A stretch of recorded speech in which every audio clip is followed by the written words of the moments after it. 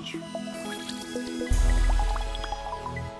Welcome to Empirical first episode of the podcast. So whether you're a marketing pro or just curious, just join us dive into our latest trends, or we will share insider tips and elevate your brands altogether. So I'm Jasmine from Empirical, and today we'll be talking about social media licensing in Malaysia. And today we have Alif here, our Empirical partner, who will be talking more about the current situation. Yeah, more like a thing or two. Yeah.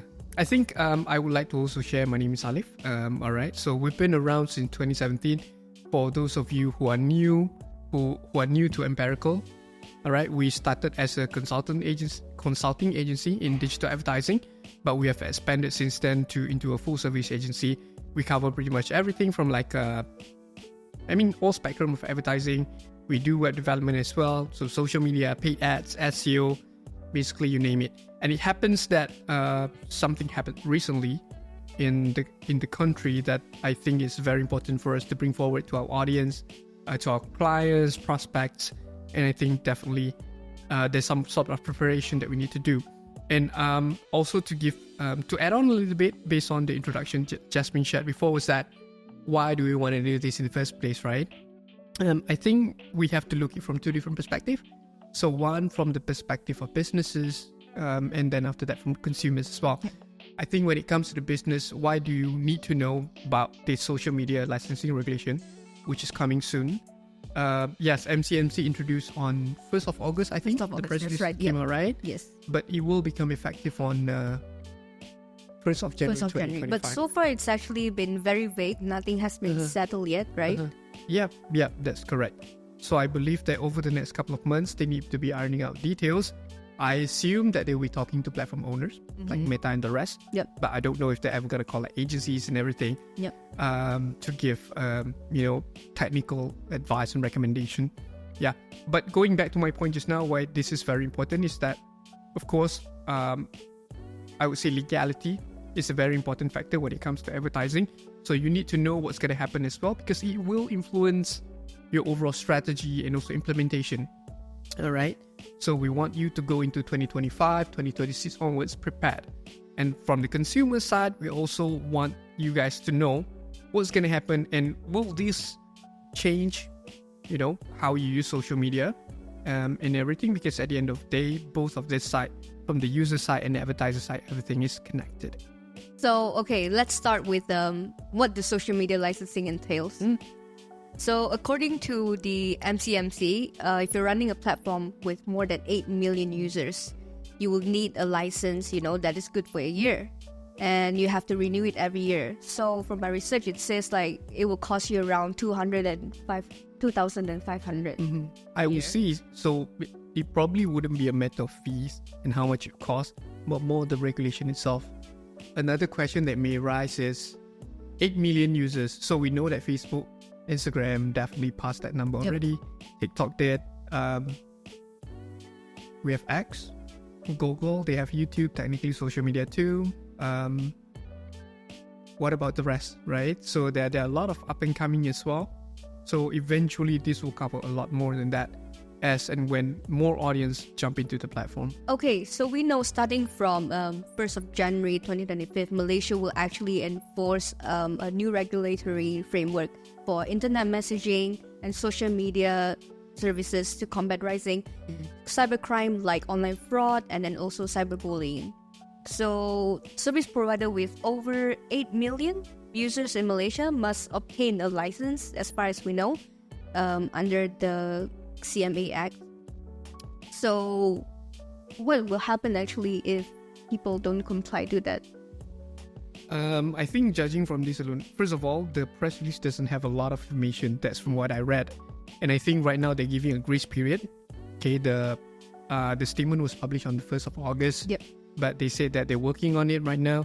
They're fine-tuning what the regulation is going to be. And I do believe that they are working alongside with all those service providers as well. They're probably working with Meta, they're working with Google to identify, what are the areas that needs to be included in the laws to make it safer for people to use, to make it more transparent as well. For non-compliance, as far as I understand, the service provider may be subject to up to 500k of fee or penalty or 5 years of imprisonment or both if they continue to operate without a license. So before we dive into more about this social media licensing things, so let's talk about the rationale behind this decision, because so the decision was made because there's a rising case of cyberbullying, because there was a recent case that leads to suicide. So let's go about the rationale behind these government decisions, because of the rising cases in Malaysia and then also the crazy amount of scam out there. But as I know, in Malaysia we actually have this act under communication and multimedia, and then the government actually has power to issue an access blocker order to people when they breach the rule, especially the 3R, race, religion, and royal. And so what's your thoughts behind this decision? I think, on top of that decision for government to do this, I do think it is a good thing. And it's not something that's never been done before. For example, when the government take control, usually people are a bit worried about it in terms of freedom of speech. But I think that with the new government, this coalition government, and I think we have young people in the parliament, and I think Fahmi Fazil is a smart guy. So definitely they know how to find the balance between controlling the use and also still making sure that there's proper freedom of speech. And I think this has been done outside as well. Of course, United States has been really aggressive, I would say, in scrutinizing the social media providers, make sure things are okay, it's safe for people to use. And all the stories about US and TikTok and everything, the never-ending story.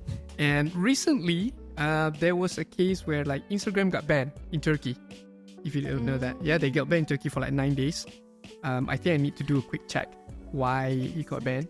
Okay, I wouldn't mention anything because technically it's unconfirmed. You heard a lot of news, but technically it's unconfirmed. But definitely, one thing we know for sure is that there's a breach of regulations that call that, but technically they lifted it already.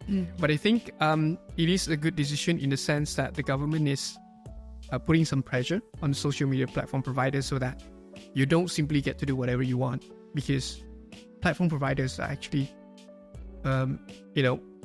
there's a lot of influence in it. People use it a lot. And I think if you were to look at like Meltwater's research report, it says that Malaysians typically spend 2 hours and 48 minutes a day in social media. Minimum. Okay. Yeah, on average of 7 to 8 different platforms on a single day. That's crazy. Yeah. All right. So you see a lot of content. Definitely, there are certain things that you will leave. So having this kind of regulations will help to put some balance into that in the Wild Wild West. So yeah, I do think it's very good. But what's more important than having that rule is what rules to have and how do you effectively execute it, making sure that technically the balance is there. I do believe that things don't happen overnight. When they publish it on the 1st of August doesn't mean that they thought about it. Hey, I'm so pissed off at Meta right now, so I just want to release a statement. Obviously, there has been groundwork in the past, but I think one of the factors as well the government wanted to do that is because Malaysia, we are pro-Palestine. So there has been a lot of shadow banning happening previously. Of course, the platform kind of did not want to confirm that, but a lot of celebrities, influencers, especially Malaysians, when they post any content related to Palestine, they do not have the same reach. You can post like 10 different stories, but one story that touches it, technically you won't get any view. And I do understand that it's quite challenging for influencers as well. So whenever you have a good performing content and suddenly 1 or 2 doesn't perform, it affects the next ones that's coming. But how can the government actually come in and, is it with this licensing stuff? Like, how can they prevent this happen? And also, like, they just recently announced and then they gonna implement it in 1st of January next year. Yeah. In a short period of time. How are they gonna do it? I would say it will be a very challenging thing to do.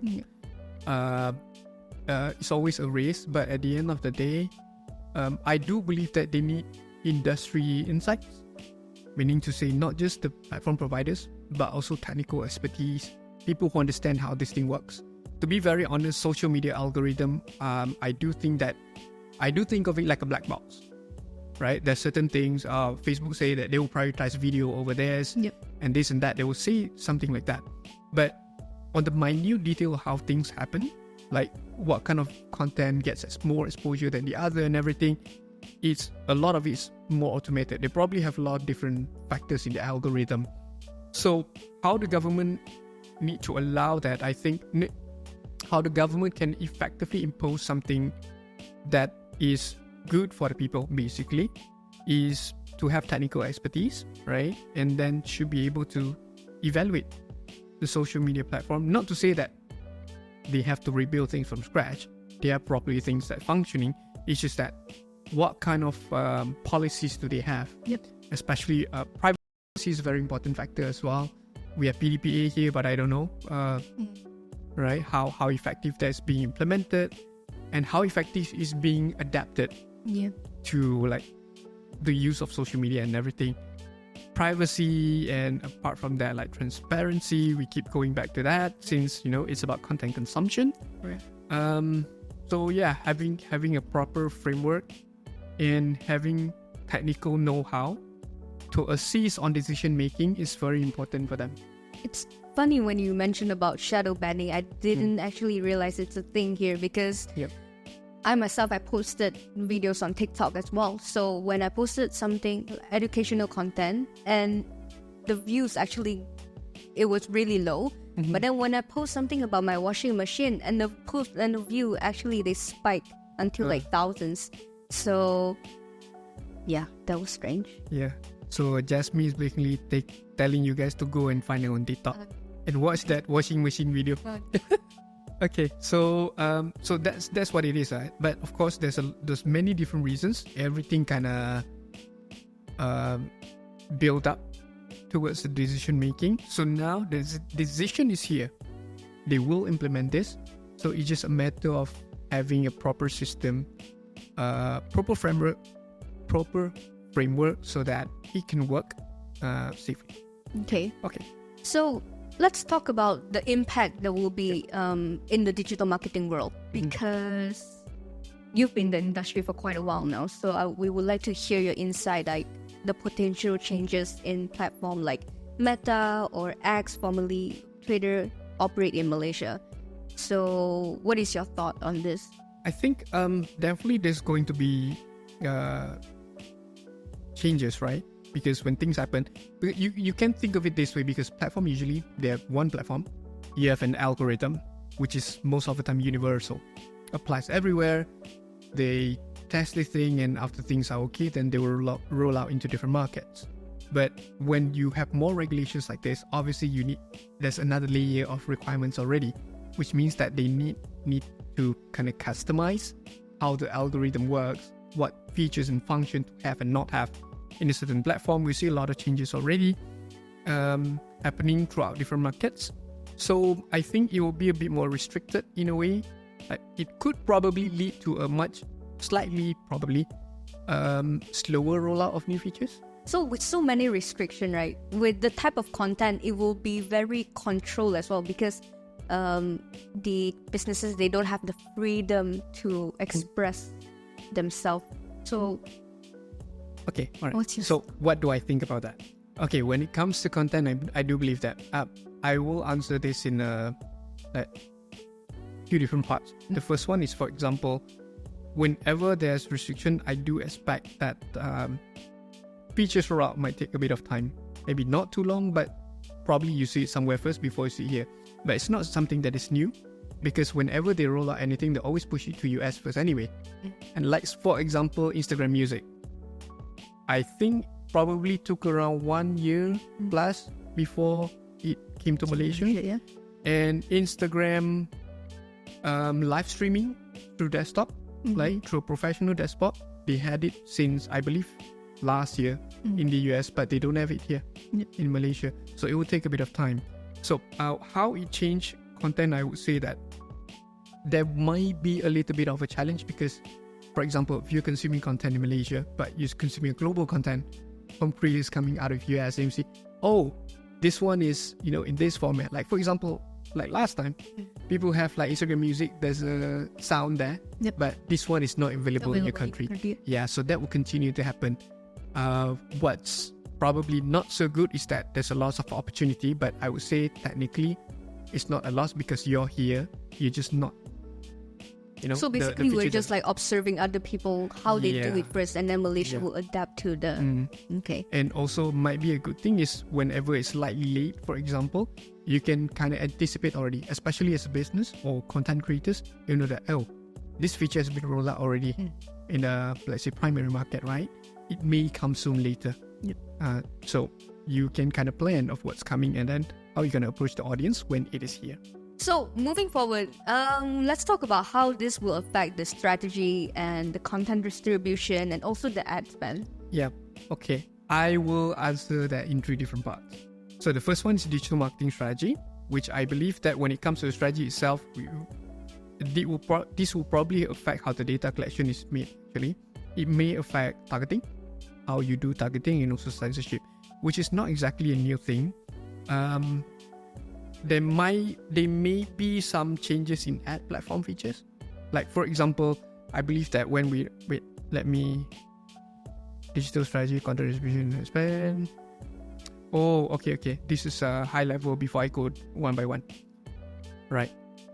So before I answer that, which is going to be a 3-part answer, strategy, distribution, ad spend, let's just see how things will affect everything, right? I do believe that it will affect how data collection is going to be made.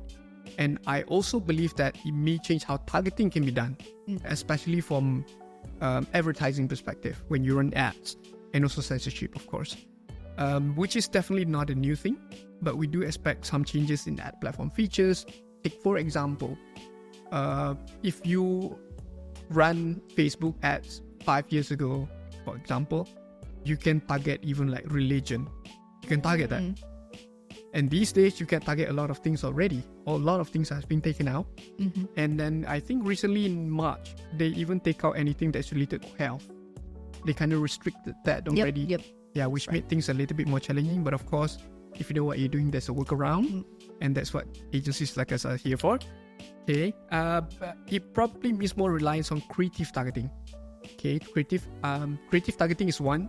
Another thing is also, I would say, the black box AI technology itself. Meaning to say, there's AI. If you run a Facebook ad, there's advantage plus audience, advantage plus placement. But you don't exactly know how it works. But you kind of have to trust it. But of course, not blindly trust it. Well, it's basically like a relationship. You just dive into something that you don't know. Yeah. Try it out. Not all, but some of it. Okay. But you can tell from metrics and everything if things are working or not. If things don't work, then don't continue. Okay, so going to the first point, the part is actually not the point yet. Now it's the point. How does it affect the strategy? I would say that businesses will need a fluid approach. And what do I mean by a fluid approach? Think of it like how water can be moved into different containers. So whenever you have a strategy, you need to know that you cannot rely on a single platform. I know that the government said it's an annual license, but it doesn't mean that once a year then they go do checking. If people report or anything, probably they get banned and whatnot. Imagine you run ads. Imagine you run a short-term campaign. What will happen to that, right? And especially for things that is tied to conversion. So having a fluid strategy which allows you to be flexible enough to make changes. If this one get banned, for example, or we wanted to deploy it here because it has this feature, but now this feature is no longer available because of the regulation, how do you shift the budget? Where do you distribute the content instead? And where do you spend the money instead? So you need to have something as flexible as that. And another point is something that advertisers or brands, especially the big ones, MNCs, have heard a lot of it already, is first-party data. Because right now, I do believe that a lot of businesses allow for the data to be kept or stored in the social media platforms, like for example, pixel data and everything. But when a platform goes down, there goes your data too. So I think that if this were to happen, probably businesses have to think back about how important first party data is, and they should continue to build on that and making sure that the relationship with the customers and everything is being kept with or without the presence of any single platform. Okay, that's one. Number two, content distribution. I do believe that we should not be platform exclusive, meaning to say some brands, I believe you've spoken to a bunch of them, we only do here, we don't do anywhere else, we can't do TikTok and things like that. But yeah, imagine if you run ads, you post content only on Facebook, and Facebook goes down. Yep. You have nothing else, right? So there needs to be a substitute. There needs to be a primary and at least a secondary platform to be safe. And I think it's not hard to do, because right now, for example, if you don't have ads, you have threads, which is why Facebook introduced that in the first place, right? Because of the issue with Twitter and Elon Musk, and he made the world a more interesting place to live in with everything. On TikTok, you have, apart from TikTok, you have Instagram Reels, YouTube coming in shorts, and then we have Xiaohongshu, we have Lemonade, and so much more as well. So these can be adopted by the brands depending on where their audience are. So they need to know that. So now it cannot be exclusive anymore. You cannot rely on any single one of them. And the question that people probably ask as well, like, can I ask something irrelevant? I mean, you don't. Yeah, you can just ask. Because the social media licensing, is it for one platform only, or like? Because, I don't know. Because with the way you explaining it, sounded like, if this doesn't work, and then it died, so we can't only focusing on one channel. Yeah, but okay. I think I may need to clarify. By the way, I'm not the minister. I have no idea how they're going to do this. It's just an expectation, and looking at how things are being implemented across other different countries that controls social media. Like China, they have the Great Firewall of China. Yep. So how things are being done. I think that's a bit too restrictive, but probably Malaysia won't go that way. Okay, I think that when it comes to that, one platform only per platform or whatever, we don't know. Yeah, for example, Meta is a single company, but under Meta they have Facebook, they have Instagram, and they have WhatsApp. Okay, because it does cover internet messaging too. So we don't know yet for now. So let's say, for example, if Instagram gets banned, does Facebook get banned too? Probably, or probably not. Like in Turkey, only Instagram get banned. So probably that will be the thing. And I don't think that for businesses like this, especially for Facebook, like from the statement from the minister last year Facebook made 600 million USD from Malaysia in ad revenue, which is equivalent to what? 2.6 billion, I believe. Was it? Yeah, which is equivalent to 2.6 billion. So I don't think they want to lose that kind of business. They have shareholders. They go to the quarterly meeting, they announce the quarterly report, then they have to say, we don't do this because we don't comply with the national requirement, and we lost 600 million revenue here from this country. I don't think they want to do that. So I do believe that platforms, especially as big as Meta, Google, they will do whatever they can to comply with that, unless of course the government's being too restrictive, which I don't think that is the case, because right now in Malaysia we do not have a replacement anyway. In China you have what do you have? We have Baidu. You have Baidu, Xiaohongshu.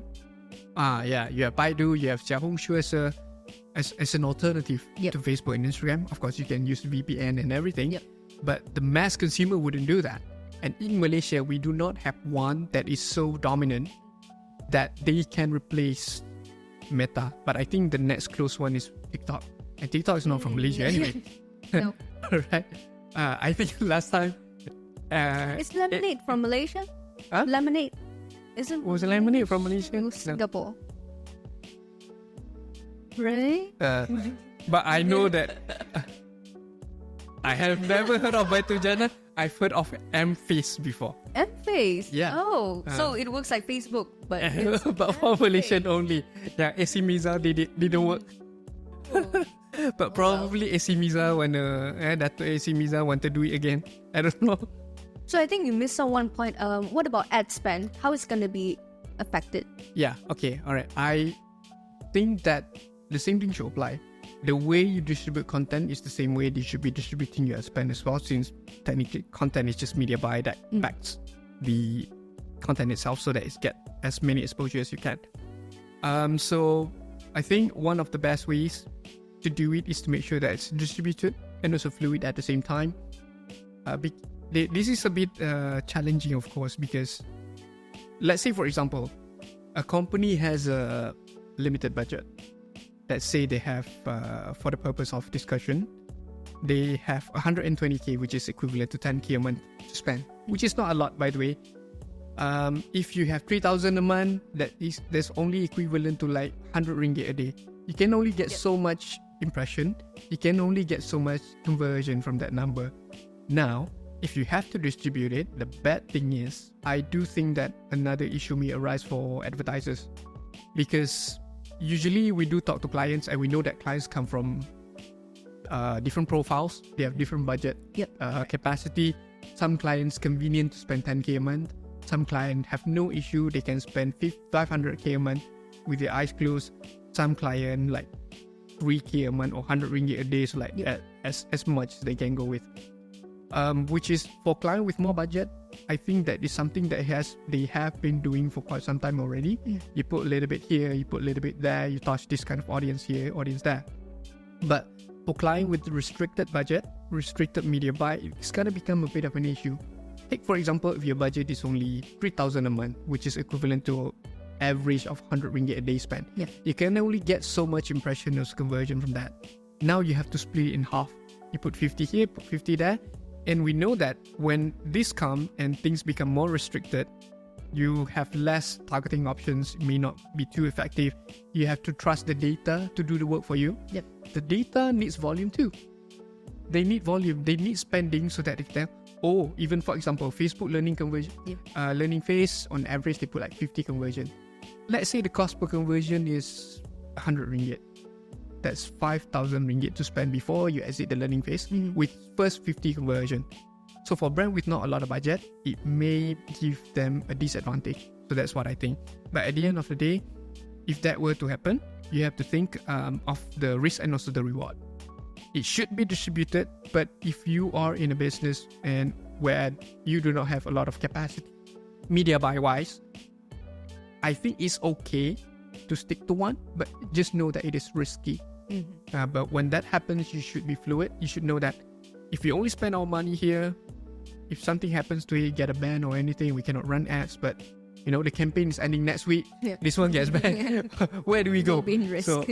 So you need to kind of have a backup plan. At least when it does happen, even though the probability may be low, there should be a plan for you to execute it fast. I think it's very important for businesses to be on few platforms, because like, we don't actually encourage our client to be just in one platform, because like they might find other opportunity in other platforms. So that's why I think like omni-channel is like a trend right now in digital marketing. And another thing that if I can add a bit is that it's a process of discovery, knowing where you're strong, because people usually see that B2B should go to LinkedIn, but we run the ads, we know that LinkedIn is expensive, and we also know that there are B2B ads that can work well on Meta as well, Facebook and Instagram, against what you might think a B2B sales should be. People usually say, if do B2B, just go on LinkedIn. That's not true. Okay, and on top of that is that omni-channel is very important because it's a process of discovery. You don't get to decide really where the primary platform is. Usually what you do is that you test it out first. You see a lot of creators. That's why there's a lot of like Instagram influencers, but they don't perform on TikTok. There are TikTok influencers that don't perform on Instagram. That happens. And I don't think that these people actually choose where they want to go. Okay, some of them might, but a lot of them as well, they test it out and this one works for me better. The algorithm, the audience work better for the type of content that I produce. And it could be the same for businesses as well. This kind of audience in this platform works better for type of product and service that I provide rather than the rest. And it's not strictly like, B2B should be on LinkedIn, B2C should go on TikTok, and you do the dance and everything. Now even businesses are doing that as well. Yep. Please never make me dance. I Why cannot. not? Really? Yeah. I mean, I used to when I was 8, I think. Yeah. I went to Chinese school, so they have like an annual. You can understand Mandarin? Huh? You can understand Mandarin? Understand 我可以讲华语 Shit, 会讲秘密. Okay, anyway. Wait, when you talk about some influencer, they mainly post content on Instagram or they mainly post content on TikTok. But then like when this social media licensing happen, they also need to focus in few platform, right? Yep. But let's say if Instagram suddenly have blackout and then they're unable to post anything on there, so they need an alternative platform too. Consider this scenario, because if you get your license revoked, you cannot operate, meaning to say people can't access. And that happened before, even without regulations. Happened because just Facebook is down. We've seen that happen. Yep. And where do Multiple people go? times. Last time people go to Twitter. Everywhere. Yeah. Yeah, so usually that's what people do. But it probably shouldn't be moving forward. It should be something that you take into account in your strategy as a business. It's not just something that, when this happened, then everybody don't know what to do. And then it takes time to get some approval, especially with corporations with layers of approval. It's definitely going to become an issue. So you need to have something like this protocol beforehand, so that when it does happen, then one, you know what to do, and second, it's pre-approved. If this happens, this is our contingency plan. You don't have to call the manager and everything. No. Oh, alamak, we want to post this and this is down. Where do we go? TikTok is okay, but no, we don't have TikTok. We can't post on TikTok. Yep. Right? So it's going to become problem without the plan. Okay, so enough talk on the business. Let's jump into the consumer impact. I thought enough talk on the business. Can go home. No, well, okay. All right. Sorry to cut you off. Okay, so? Okay, enough talk about business. Let's jump into the consumer impact, because the consumer also would like to know how will it affect on the daily content that we see in social media. So how this changer might actually alter the user experience on social media platform?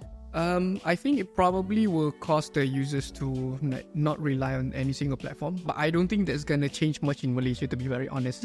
Because if I have to go back to like the survey reports that we see, especially the one from Medwater, every Malaysian use like more than one. They have a lot, by the way. I don't know how many I use. I use Facebook, Instagram, TikTok. I have Xiaochu, Lemonade, X. What else? Reddit. YouTube. I don't have Reddit. You don't use Reddit? Yeah. Oh, I that's really so controversial. Oh, really? Yeah, Discord, of course, used for messaging. And yeah, I do not think that would change too much. But it's just that it may be so that the audience is a bit more active, right? Rather than 100% using the... I know some of for example, some of my friends, they 100% are on this platform. They may have another one before. They've never used it before. It's basically like boomer. They just use Facebook. Yeah. They I don't know. My mom have TikTok. Oh. Young. Okay. So for user experience, is probably be not too different from how things are right now. It goes back to how the features are being rolled out. So I have to go by the first point that we covered just now. Yep. Malaysia is not among the first market.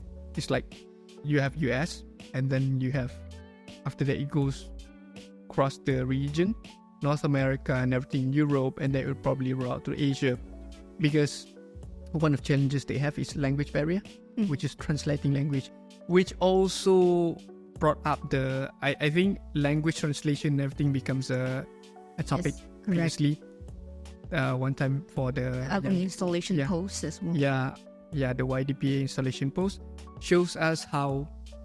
I mean, to be very honest, the AI translation technology and everything is good, but it's not perfect. Yep.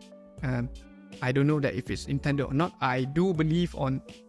I do have. I'm leaning towards the fact that they are just not smart enough. to identify that. I don't think that's something that's, it will be stupid for Meta to do that. We do see how things are. And plus, when you have the regulations and everything, rollout may take a little bit longer, which is something that was done before. So last time, having universal rollout, I can see what's happening outside, and then I would expect, probably in 6 months, 12 months, that will come. And then we can see that it's happening much sooner now. They're closing the gap, but the gap will probably open up a little bit more again after this, until they get familiar with the regulation. I do believe that, because at the end of the day, platforms change. The framework might change from time to time too. In the first point, you mentioned about the features might be different, right? Because they want it to be more restricted. Regulated, I would say, not just regulated, not restricted but per se. What are the features that you can foresee that Malaysia will apply? I don't know. It can happen on both front end and also back end. Yeah.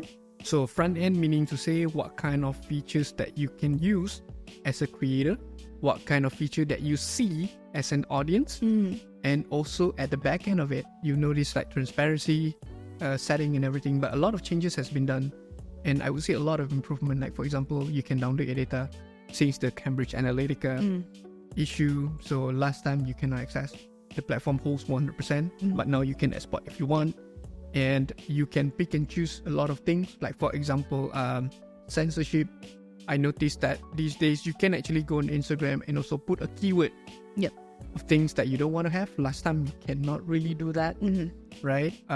Which is going to be an improvement.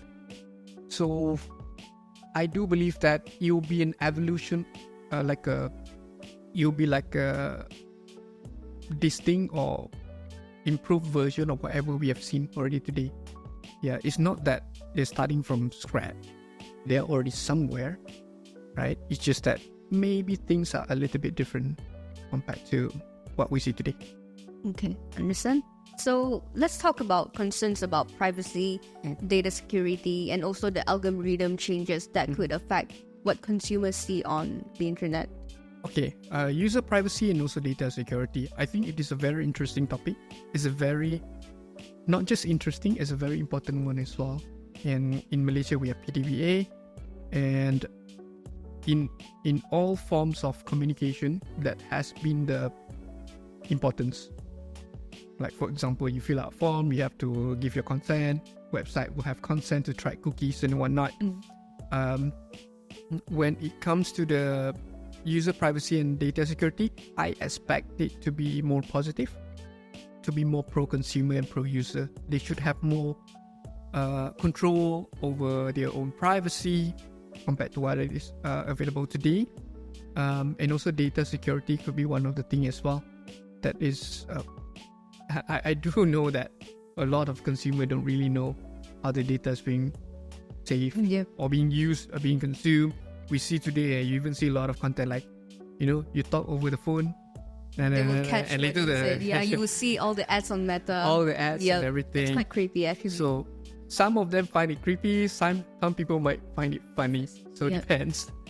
But I do think that whatever regulatory framework that's going to be implemented, it should be towards making it better, making the privacy policy better, transparent, and more control. Because now that you have to do this, and you can't do it just because you want to, there's now a governing body that technically protects the citizen. So this is currently a hot topic right now, the social media licensing, where many people actually concerned about the freedom of speech in Malaysia. So are there any risks to the consumer, and then also their... People might... this is semi-political, I believe, and I prefer to be neutral whenever I talk about this. There is a concern, of course. You see how some government control the, like for example in China, things are being controlled. What you can and cannot say, there's certain filter and everything. In Malaysia, the sensitive is always goes back to the 3R. Race, religion, and also royalty. Definitely on that kind of aspect, there's going to be some restriction. But what we're looking at right now, people probably think this is a little bit of advertising, more on the legality, because freedom of speech, which is protected under the federal constitution. But I think that understanding the context of it itself is very important. What amounts to freedom of speech? At the end of the day, there needs to be some form of control. You cannot just simply what you say. You cannot simply say anything that you want. And more importantly, you cannot have no implication against what you say. People always think that freedom of speech meaning I can say whatever I want and nobody can do anything. No. Yeah. You may be free to say whatever you want, but you may not be free of the consequences. But having some kind of restriction that we know already, the government knows, you and I know, if you touch street art, right, there's always gonna be... There'll be a knock on your door. Yeah, someone, right? There'll be a knock on your door. So, having that kind of limitation, I don't think it become an issue. I think it is necessary for preventive purposes in first place. Will it be more restricted? Probably yes. But I believe and I do hope that the government will know how to find a balance between what the rakyat wants and what the rakyat is entitled to against, how to run it properly. So with this decision, they actually want the audience to be more mindful with their words on the internet, not to be so much of a keyboard warrior, but will this also influence how much the consumer spend on social media? Consumer spend in terms of time, I don't think something like this will stop them. Yeah, because one thing that we can see from how social media evolves and introduction of new ones, like for example during the emergence of TikTok, things were new. Everybody was dancing there then, and now everybody's doing everything. People can cook. Just switch on live while you send nasi lemak. People do that these days, and things change. So whatever restriction, limitation, at the end of the day, for mass consumer use, people probably find a way around it anyway. In the sense that not that for the thing that is totally banned or restricted, or because I think they have framework. It's not just to make things difficult for the platform, but also to disallow certain things to go on post. And we know that we've seen a lot of controversies these days. Like how come something like this, right, can get posted without anything, doesn't get banned? You ban this thing, but you don't ban that thing and stuff like that. The government will do that. So I think it doesn't stop people because majority of the consumers are the good ones anyway. They use it for the right purposes. They use it to connect the people. They use it for everything else. For brands, we do it for promotional purposes, commercial driven, and stuff like that, which I believe will not be affected by this regulation anyway.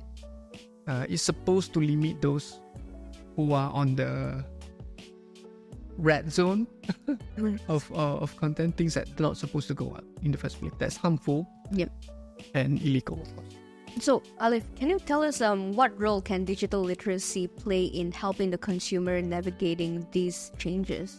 I think digital literacy is one of the most important things right now. There are a lot of content creators, which is a very good thing they're doing it, and I think MCMC and Jabatan Penerangan is doing that as well.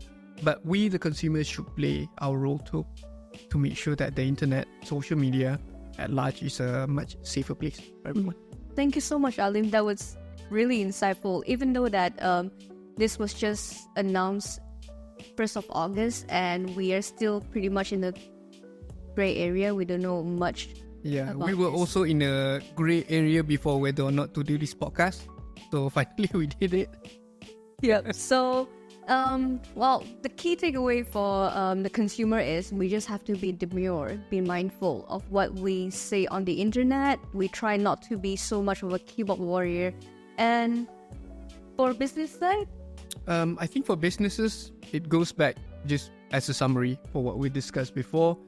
You should have a fluid and flexible strategy so that whatever happens, you're not you don't put yourself in a position where you don't know what to do. So there should be contingency plan. That's all. Not because all these are giants. Facebook, Google, TikTok, they would definitely comply. They're probably going to be a grace period even for them to comply whenever someone flag anything.